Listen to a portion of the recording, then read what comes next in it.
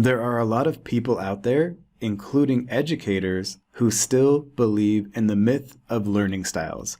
And I'm not saying this at all to put anyone down. It seems like it would make sense, right? That we all are kind of unique and we have a different way that we can learn better than others. Maybe some of us are better when we are touching something. Maybe some of us are better when we hear something or see something. It makes sense that we would think that it would be a true thing, that we all have a different learning style that we do best in. So it makes sense that we would believe in something like that because the idea makes intuitive sense. And so I'm not blaming anyone, but I'm really passionate about education. I believe in the power of education, and I'm a lover of learning in general.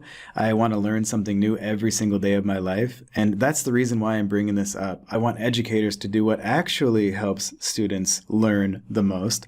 And I don't want someone's perceived learning style to hold them back from learning something because they resisted a specific style of teaching or learning from an educator or from some kind of source.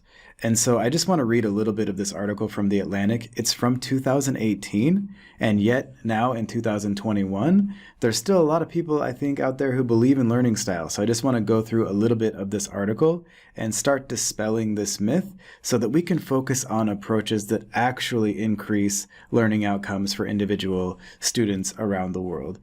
And so this article from The Atlantic from 2018, I skipped down to about halfway through it. You can read it yourself if you'd like to. It's a really good article. But I just want to start reading from here because this is where it really starts to get interesting as far as I'm concerned.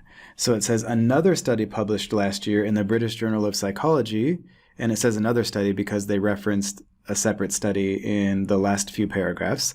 So a study published last year in the British Journal of Psychology found that students who preferred learning visually thought they would remember pictures better, and those who preferred learning verbally thought that they would remember words better. But those preferences had no correlation to which they actually remembered better later on, words or pictures. Essentially, all the learning style meant in this case was that the participants liked words or pictures better, not that words or pictures worked better for their memories. So they might have enjoyed the learning experience better, but they didn't actually learn better.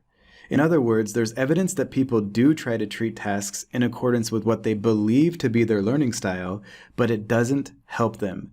Daniel Willingham, a psychologist at the University of Virginia, told me. In 2015, he reviewed the literature on learning styles and concluded that learning style theories have not panned out. That same year, a Journal of Education Psychology paper found no relationship between the study subjects' learning style preference, visual or auditory, and their performance on reading or listening comprehension tests. Instead, the visual learners performed best on all kinds of tests.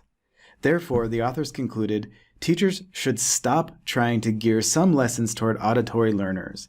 Educators may actually be doing a disservice to auditory learners by continually accommodating their auditory learning style, the researchers wrote, rather than focusing on strengthening their visual word skills. And so again, this can actually be a detriment in some cases, and that's why I'm bringing this up. Perhaps what we need to do is kind of vary the way that we teach things to students. Maybe it doesn't have to be all one way, or maybe we don't have to tailor it to individual students of like, okay, these 5 students are visual learners, so I'm going to write stuff on the board and show pictures. And these 5 students are auditory learners, so I'm going to tape a lecture and then let them listen to it. And these 5 students are tactile learners, so I'm going to do an activity where they can touch things and learn the concepts. Maybe what we should do instead, and I'm not sure about this, I think more research needs to be done on what's actually the most effective. Maybe we can just vary the way that we teach things in general so that each individual student is getting all of those inputs for different concepts. Maybe that's better. I don't know what the answer is, but what I do know based on what I've read so far and what this Atlantic article talks about and what these researchers are saying is that learning styles, at least how we've been thinking about them, are not actually helpful in improving learning outcomes. And I think there's probably a way that we can improve learning outcomes for individuals and groups, and we should continue to research how we can do that. But in the meantime, if you think that you're an auditory learner or a visual learner, You might enjoy those ways of learning more than some other way, but that doesn't mean that you cannot learn the other way. And in fact, there's no evidence that that's true. So don't hold yourself back from learning something or doing well in school or researching something for yourself just because the material doesn't fit what you think is your learning style. And with that, I'm Jim Wolf, and I hope to see you in the next video. I post a new video every day, Monday through Friday at 7 a.m. Eastern Time.